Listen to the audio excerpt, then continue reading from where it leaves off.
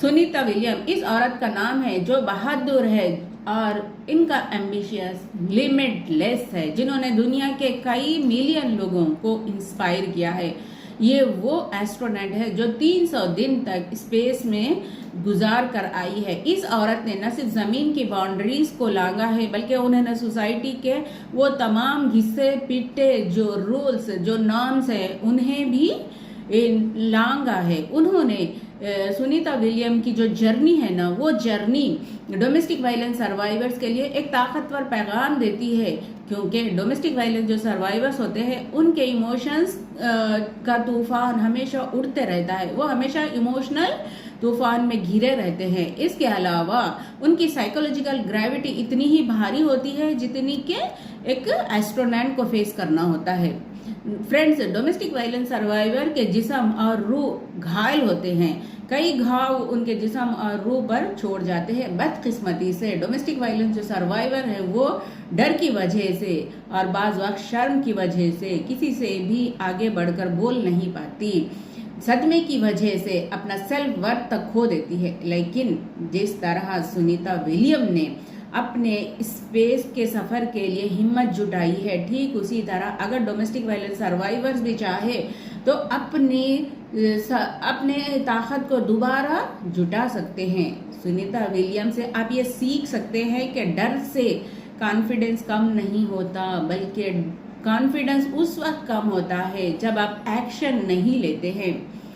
क्योंकि सुनीता विलियम ने बिना थके हुए कई घंटों तक ट्रेनिंग ली, वो अक्सर फेल भी हुई, वो फिजिकली और इमोशनली कई बार चैलेंजेस का सामना भी किया, लेकिन इसके बावजूद वो स्पेस में अपना मुकाम बनाने में कामयाब हो जाती हैं। यानी इससे क्या मतलब निकलता है, इससे ये पता चलता है कि डीवी सर्वाइवर्स भी अपने सेल्फ आइडेंटिटी और सर्वाइवल की जर्नी को पूरा कर सकते हैं, हर रुकावट का डट कर मुकाबला कर सकते हैं। जिस तरह सुनीता विलियम ने बहादुरी के साथ कामयाबी के नए नए निशान ढूंढ पाए हैं, ठीक उसी तरह डोमेस्टिक वायलेंस सर्वाइवर्स भी वायलेंस से बचकर अपनी जिंदगी को दोबारा शुरू कर सकते हैं।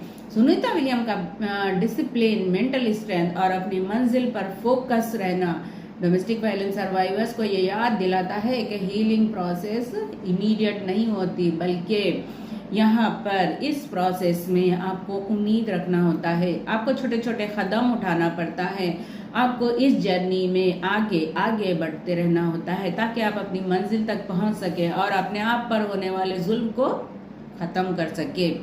मजीद ये कि सुनीता विलियम जो है वो पावर ऑफ पर्पस को रिप्रेजेंट करती है। उनका विजन उनके खत से कई गुना आगे बढ़ा हुआ है।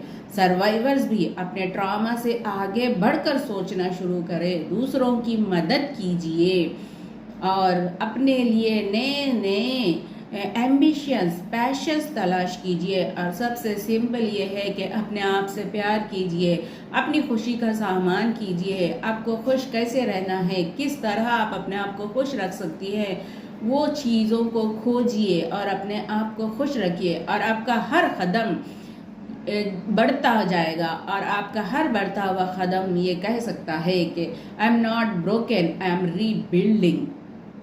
फ्रेंड्स, जिस तरह सुनीता विलियम ने मुकाबला करने का मतलब मेरा ये है कि मैं यहाँ पर सुनीता विलियम से आपका मुकाबला जस्ट इसलिए कर रही हूँ कि ये सिर्फ न सिर्फ स्पेस की बात नहीं है, ये एक औरत पर लादे गए वो तमाम घसे पीटे उसूलों की बात है जिन्होंने औरत को मजालिम की चक्की में पीस रखा है। अगर आप चाहें तो इस जुल्म की चक्की से बाहर निकल सकते हैं, अपने आप पर होने वाला जुल्म रोक सकते हैं और आपकी अपनी पर्सनालिटी को, आपकी अपनी आइडेंटिटी को आप प्रूव भी कर सकते हैं। क्योंकि अगर इंसान ठान ले तो वो कुछ भी कर सकता है। इसीलिए मैंने सुनीता विलियम से डोमेस्टिक वायलेंस सर्वाइवर्स को कंपेयर किया है, क्योंकि Sunita William domestic violence survivor के लिए एक ऐसी मिसाल है जो आपको याद दिलाती रहेगी कि you are capable of rising, you are stronger than the force that tried to hold you down. Thank you. Friends, अगर आप डोमेस्टिक वायलेंस से पीड़ित हैं और आप कंफ्यूजन की सूरत हाल में हैं और आपको समझ नहीं आ रहा है कि इस सिचुएशन को कैसे हैंडल करें। आपके मन में बहुत सारे सवालात गूंज रहे हैं कि ये सब कुछ मेरे साथ क्यों हो रहा है, मेरी क्या गलती है। जब आप इन तमाम सवालात के जवाबात हासिल करने के लिए आप अगले महीने में यानी अप्रैल के महीने में मेरा 5 दिन का वर्कशॉप होगा, जिसको आप लोग ज्वाइन कीजिए और अपने तमाम सवालात के जवाबात हासिल कीजिए। Thank you.